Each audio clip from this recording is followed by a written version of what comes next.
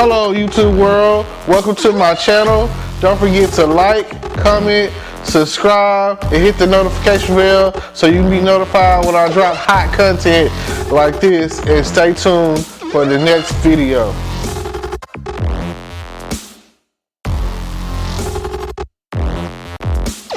Hello podcast world, welcome to my channel. It's your boy Terrence Grundy, and I'm here to talk about dialogue. I'm here to talk about talking. Like, what are you talking about? It's half the time, this is what the question is. It's a lot of back and forth, and especially in relationships, especially in friendships. Like, you know, you meet someone and you're talking to them and you're always asking yourself, what are you talking about? Like, it's always unclear. There's always an underlying meaning and always an underlying message. You have to ask yourself half the time, what are you talking about? So, let's say that you walk into a store, walk into a restaurant, whatever, and you get the greeting. Hey, welcome to this store, you know. I'm not going to put any names on it right now. Let's do Walmart. I'm going to do Walmart, and I'm going to say McDonald's or whatever. Okay?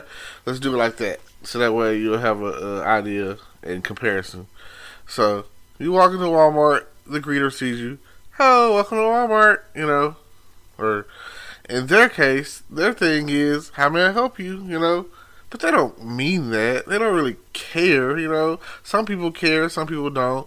And you go along or whatever, and you're shopping, and you might be, you know, at whatever store. Let's say you're in the mall, you're JCPenney's or Dillard's or something, and they're like, you never want to come across the outlook of someone talking to you and being the pushy salesperson, you know, like they pushing up on you as they see you in the area or whatever, and that's what they're trying to do. So it's not their fault, you know, because in most cases or whatever, hey, I really just want you to do what you do, you know, like, hey, come talk to me if you need some help. Other than that, you good, you know, just do you. But that's not what they're taught. They're trained to push up on you and ask you to try the newest cologne or perfume or crap or whatever. Oh, would you like to buy this shirt? It's on sale. Oh, man, I think red is your color. Like, nobody want to hear that crap. You know, at the end of the day, nobody wants to hear that at all. No one wants to hear you. And that's the problem. No one's listening. No one is listening. Are you paying attention? Are you listening? Can you hear me? Can you hear me now? As it says for Verizon.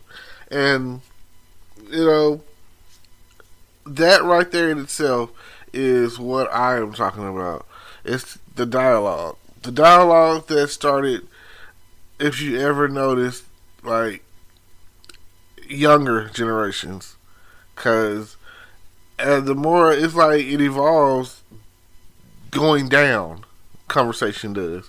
It doesn't evolve going up, because I mean, once you're taught how to talk to someone, or respect, yes sir, yes, no sir, yes ma'am, no ma'am, you know, thank you very much, excuse me, all of that. When you're taught that, that's it. You know, these are the things that you know, that's what you program with. The younger generation is saying double words, like, oh man, that right there is good. It's good, you know, or it's hot, you know, or that's cap, or on guard, on my mama, you know what I'm saying? Like, these are the things that you're hearing them say, and I be thinking, like, what you talking about, you know? Like, where did you learn this? When did the world become so volatile, you know? When did it become the influence become to the point where these are the things we're saying, this is what we're talking about, but ain't nobody paying no attention though, because ain't nobody listening and nobody's talking about nothing. Like, what are you talking about? You know, that's what I'm always having to sit there and think to myself, and I have to analyze what young people do and be like, what, you know, asking myself, why are you like this, or what made you be like this, or why are you talking like that? You know, these are the things that I have to think about every day, all the time.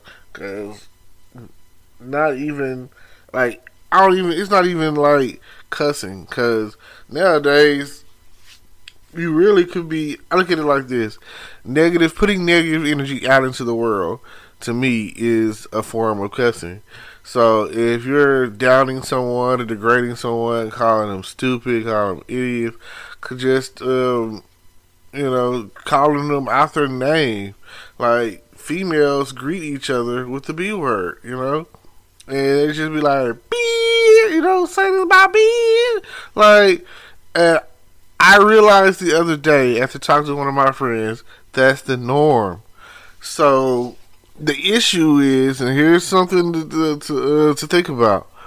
Nobody's tripping when you're calling each other the N word. Say my name, say my name. Nobody's tripping on that. But if you call him King, like, what's up, my king, you know what I'm saying? Or, what's up, God, you know what I'm saying?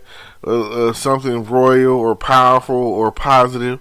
Then it's like, why did you call me that? You know what I'm saying? It's like the positive is a negative. I don't understand. So it's like, back in the day when bad was good, or bad is good, or however you want to look at it, it's the same thing. I don't understand. Nobody wants to be good. It's like I tell people all the time in songs like Rihanna's "Rude Boy." She didn't say, "Hey, Mr. Nice Guy, come and make love to me." She said, "Rude boy, come and beat it up." So like, what you talking about? I'm talking about the way things are depicted in society. Like, nobody cares is what the issue really is. It's like you talk to each other and you just don't really listen. You're not paying attention. You're not caring. You're not doing anything on the back and forth end. You're not conversating. You're not listening is what the problem is. So it's just like the topic of spoiling to the rod, So you got that. It's just, that kind of just, some people don't know what that means. It's like that's the conversation about whooping your kids. It's like talks about spoiling the ride. So some people don't believe in that anymore. I'm not gonna lie. I'm not a big fan of whooping my child. I'm not a fan of that. I mean, he's like finna be 13, so it's like, hey, 13 in a lot of places or whatever. That's manhood status. You're a full blown teenager now.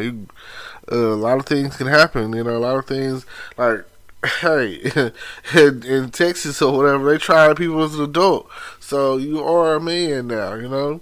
And the Jewish community or whatever, bar mitzvahs. I mean, a couple of years later, for the Hispanics or whatever, they have, for their daughters, they have quinceañeras, and for the rest of society, you have Sweet 16. I used to watch that on TV, MTV, and all that. Like, hey, it's the best time to throw a party. I mean, I was just happy because by 16 I was driving and, you couldn't tell me nothing. Like, there's nothing to be told to someone who has their license and who has a car and who has a job and is just ready to go. Like, where you going? I'm going to work. Where you going? Hey, wherever I want. Shoot. Couldn't tell me nothing back then when you get to that status. But a lot of teenagers today, are not driven to the point where that's important to them, getting their license at 16. They're like, I'll just drive without it. I know some of my friends didn't get their license until their mid-20s, but they've been driving for years. So, what can I say? I guess it's okay if you're not getting pulled over, you're not getting caught. It's not a problem until you're getting caught, right? That's how they feel. That's how the world is. I mean, that's just like someone stealing something or whatever. It's not a problem with stealing out of Walmart or self-checking until, hey, Officer Vincent catches you. Hey, you know. So, also dialogue, what are you talking about? And the main thing, it boils down to these relationships where people are yelling at each other. Like, how many times do I have to tell you something for you to get it through your thick skull? I mean, come on. Like, what is it going to take for you? For you! For you to get it through your skull, to you to understand, for you to come along and be like, alright, this is it. This is enough. Thank you. Thank you for your time. You know what I'm saying? Now, I would like for y'all to like, comment, subscribe, hit the notification bell, all that good stuff. Follow me on all my different platforms. It's all in the description, probably. And I just want you to know that I'm here. And I'm talking. I'm talking to everyone. I'm talking about everything. I'm here. I'm just as talkative as it's gonna get, talkative as it's gonna be. Now, thank you. Thank you for tuning in today. Hopefully that's giving you something to think about, a few things to talk about, a way of looking at things that you haven't decided to look at it. You got to take the time out and realize that, hey, he's right. Or, hey, I don't know what I'm talking about because, I'm not really talking about anything. I'm not dialoguing. I'm not, my words aren't influential, like the stuff that I'm talking about, it's got to have people's best interests out there and some good message, With all that being said, thank you. Today is your lucky day. Today is the day that our $3 website works for you, paying you directly to your PayPal daily. Imagine $3 ongoing continuous payments to your PayPal account. Imagine falling asleep and waking up to $300 in your PayPal account. How would this make you feel? How could this help you? What bills could you pay? What kind of fun could you have? What does that retirement look like now? All for a one-time payment of $3. This website is DFY done for you, fully built and completely hosted, and never stops collecting payments for you. You have spent $3 on coffee on a regular, but that coffee won't help you create multiple streams of income. Click the link below.